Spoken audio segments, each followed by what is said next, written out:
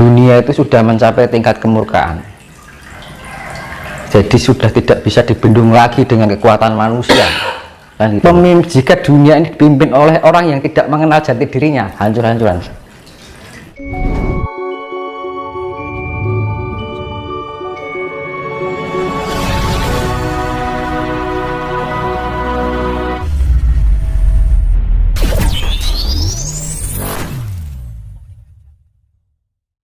Nah, ini suatu berkaitan dengan keegoan ya.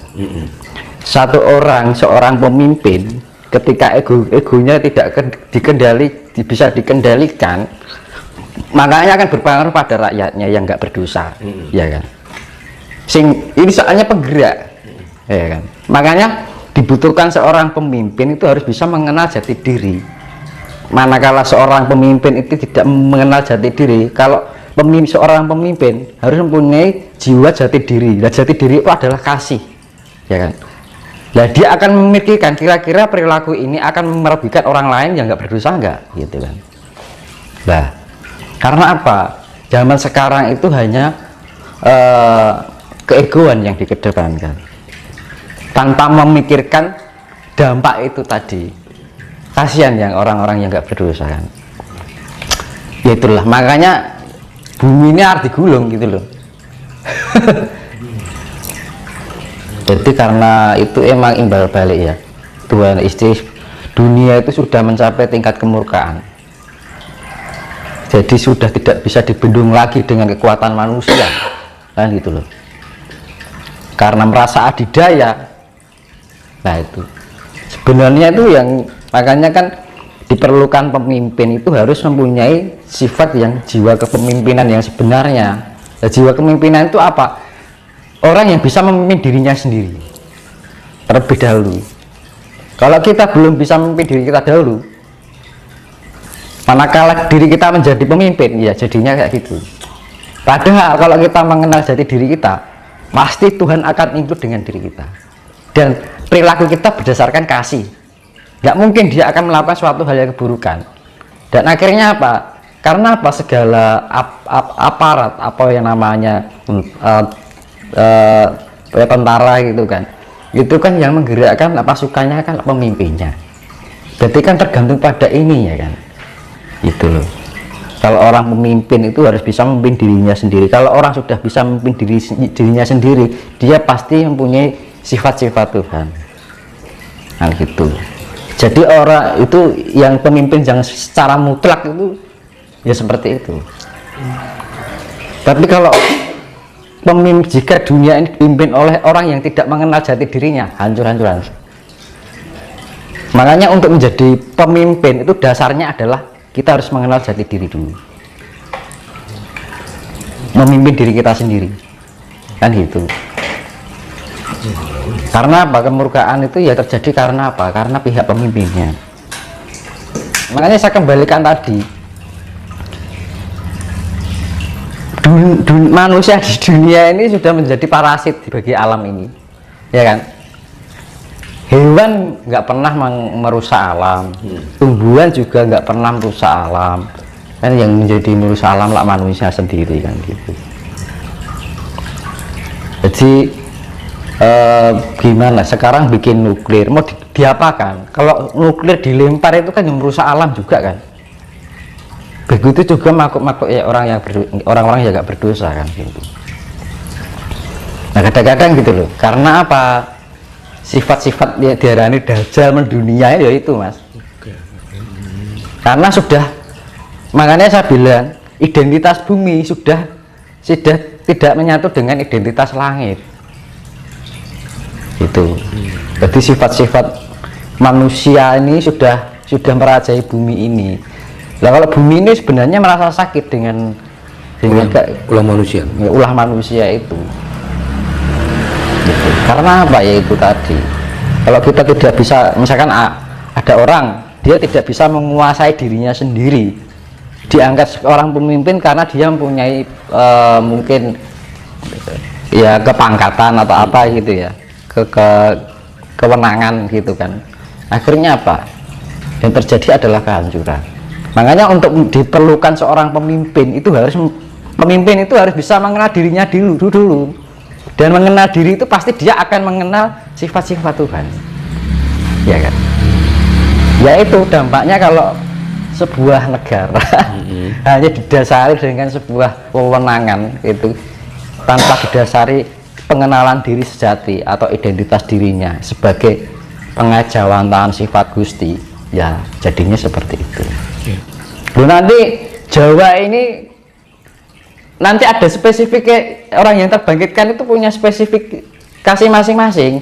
Ada yang bagian keahlian, ada yang bagian pengobatan, ada yang bagian istilahnya pasukan perang, bukan perang berarti pasukan. Ada yang berperan sebagai senopati, ada yang berperan sebagai menteri, ada yang berperan sebagai pemimpin, kan gitu. Nanti sudah disiapkan nanti para light worker lah ibaratnya, para pekerja cahaya ini terbangunkan kecerahannya, kesadarannya, spiritnya dibangunkan, nanti punya spesifikasi masing-masing, sudah disediakan oleh leluhur masing-masing, punya kelebihan masing-masing yang saling melengkapi akhirnya. Makanya ini di dalam spiritualitas anak-anak muda, ada yang punya kemampuan ini, ada yang punya kemampuan itu. Nah, itu memang sudah disiapkan oleh leluhur. Itu bukti nyata loh. Dan itu sekarang sudah banyak gitu loh. Bukti nyata. Gak hanya omong kosong. Banyak kan sekarang anak kecil-kecil bisa tahu hal yang sifatnya gaib, terus bisa ngomong kayak anak-anak dewasa, ya kan? Terus punya pengetahuan yang banyak. Nah itu kan karena jamaah dari leluhur. Itu bagian dari penyelamatan dari leluhur untuk cucu-cucunya. Itu kan sudah nyata. Cuman kita kadang-kadang nggak menyadari bahwa itu leluhur kita sudah bekerja gitu loh sebenarnya. Ya kan sekarang anak-anak muda udah pintar tuh mas. Ada punya yang spesifikasi ini, ada yang punya bakat ini, kan macam-macam. Nanti kan ada yang ditempatkan dari Menteri Keuangan, ibaratnya gitu loh, Menteri Ketatanegaraan, gitu. Menteri Kesehatan, macam-macam. Dia punya spesifik masing-masing. Kan gitu.